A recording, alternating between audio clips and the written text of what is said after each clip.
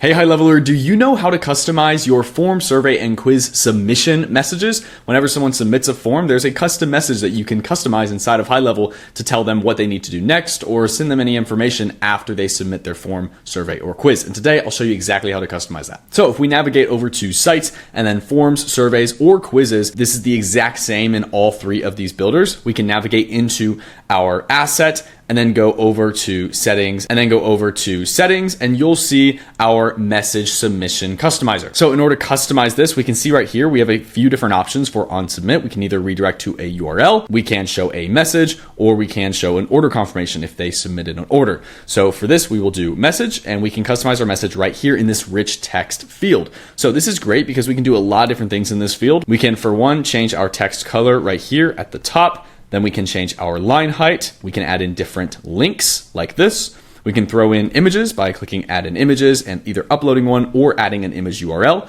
and setting things like the width, height, alt text, and so on. We can then also add in custom values. So like if the contact just included their full name, then you can include their name in the thank you message. So something like thank you contact name, which can add some personalization to your form submissions.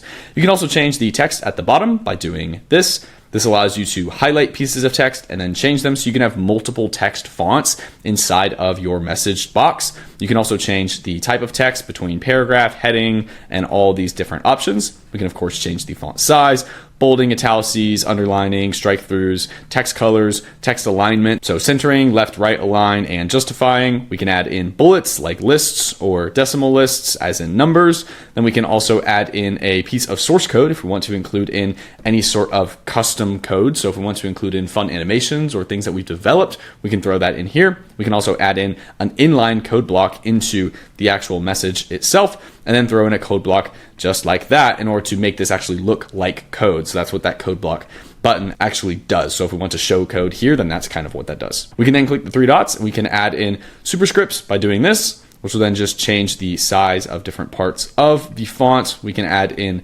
things like quotes, so like block quotes in order to format them correctly and format the entire thing like it's its own document.